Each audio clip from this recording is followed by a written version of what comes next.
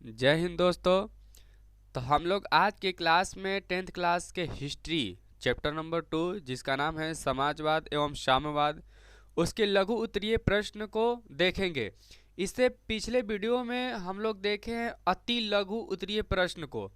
इस वीडियो में देखेंगे इसके लघु उत्तरीय प्रश्न, उसके बाद जो भी है दीर्घ उत्तरीय प्रश्न उसको भी देख लेंगे। तो चलिए इस वीडियो को स्टार्ट करते हैं। हमारा पहला क्वेश्चन है कि रूसी क्रांति के किन्हीं दो कारणों का वर्णन करें। रूसी क्रांति के किन्हीं दो कारणों का वर्णन करें। चलिए इसको थोड़ा सा बड़ा कर लेते हैं, उसके बाद इसके आंसर को देखते हैं। चलिए अब आप लोग को फ्रेश दिख रहा होगा। पहला हमारा कि रूसी क्रांति के प्रमुख दो कारण थे। रूसी क्रांति के प्रमुख दो कारण थे। एक सामाजिक विषमता, जिसके बारे में दिया है रूसी समाज दो हिस्सों में विभाजित था।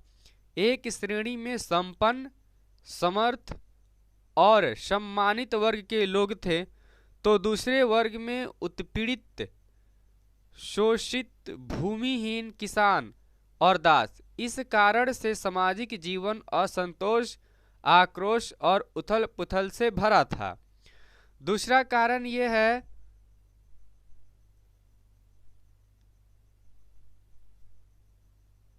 दूसरा कारण है जार की निरंकुशता।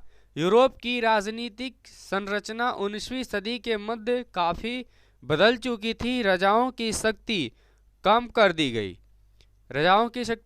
दी गई थी, परंतु रूस का जार अभी भी राजा की दैवी अधिकार में विश्वास करता था।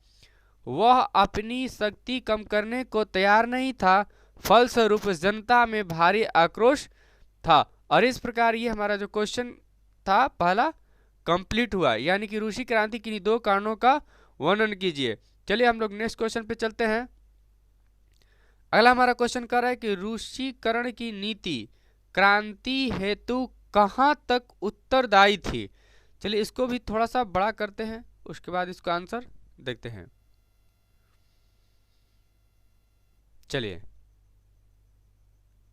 कह रहा है कि रूसों में अनेकों राष्ट्र के लोग रहते थे। स्लाव, फिन, पोल, जर्मनी, यहूदी आदि जातियां तो अलग थी ही, ये अलग अलग भाषाओं का भी प्रयोग करते थे। इनके रस्म रिवाज पूरी तरह से विभिन्न थे। ऐसी स्थिति में जार निकोलस द्वितीय ने इन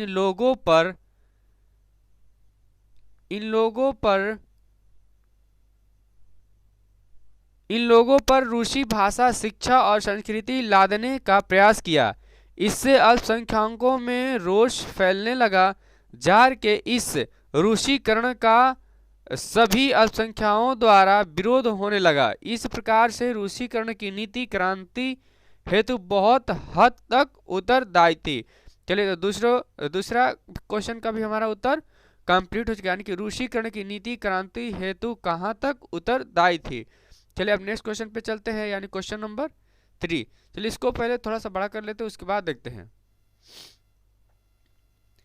क्वेश्चन है हमारा कि साम्यवाद एक नई आर्थिक एवं सामाजिक व्यवस्था थी, कैसे। इसका आंसर है रूस में बोल्शेविक क्रांति के बाद साम्यवाद की स्थापना हुई, जो एक नए आर्थिक एवं सामाजिक व्यवस्था के रूप में सामने आई। इस व्यवस्था के अंतर्गत निजी संपत्ति को समाप्त कर सभी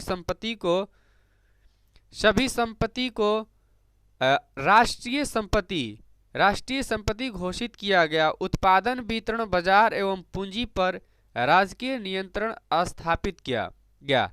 समाज में विशेषाधिकार समाप्त हो गया तथा अमीर गरीब बराबर हो गए। श्रमिकों को उनके श्रम के अनुसार पारिश्रमिक दी जाने लगी। इससे श्रमिक मन लगाकर काम करने लगे और उत्पादन बढ़ाने का प्रयास हुआ। उत्पादन में सभी का भाग बराबर रहता था। इस प्रकार साम्यवाद एक नई आर्थिक एवं सामाजिक व्यवस्था थी। चलिए तो इस प्रकार तीसरा क्वेश्चन का भी हम लोग आंसर कंप्लीट कर लिए। अब चलते हैं नेक्स्ट क्वेश्चन पे। चलिए तो यार हमारा चौथा क्वेश्चन, नई आर्थिक नीति मार्क्सवादी सिद्धांतों के साथ समझौता था, कैसे। बोल्शेविक क्रांति के सफल होते ही रूस में लेनिन ने मार्क्सवादी सिद्धांत के अनुसार आर्थिक व्यवस्था लागू कर दी, लेकिन जनता इसके लिए पहले से तैयार नहीं थी। उन्हें ऐसा लगता था कि उत्पादन गिरकर पहले के मुकाबले बहुत नीचे आ गया है। इस कारण से रोष में किसान अपना अनाज सरकार को देने के बजाय उसे जला देना बेहतर समझने लगे। इससे निपटने के लिए लेनिन को नई आर्थिक नीति लागू करनी पड़ी। इस नीति के अनुसार किसानों को अपनी उपज का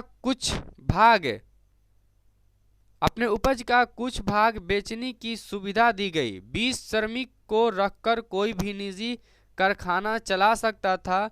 कई नए बदलावों से बनी यह नई आर्थिक नीति मार्क्सवादी सिद्धांत के अनुसार लागू की गई आर्थिक व्यवस्था के साथ समझौता ही थी।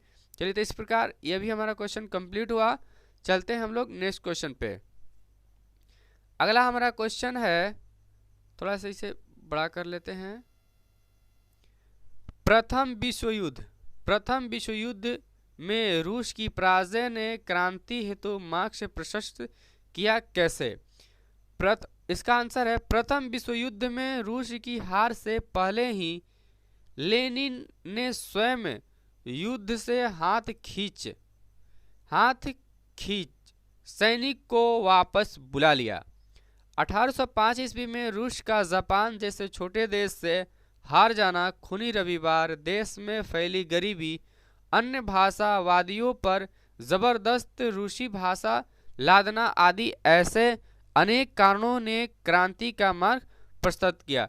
चलिए, तो इस प्रकार ये हमारा सभी जो लघु उत्तरीय प्रश्न है ये कंप्लीट हुआ। आप चाहें तो इसको नोट कर सकते हैं या एक दो बार इस वीडियो को रिवाइज करते रहेंगे तो आपको खुद ब खुद ये याद हो जाएगा।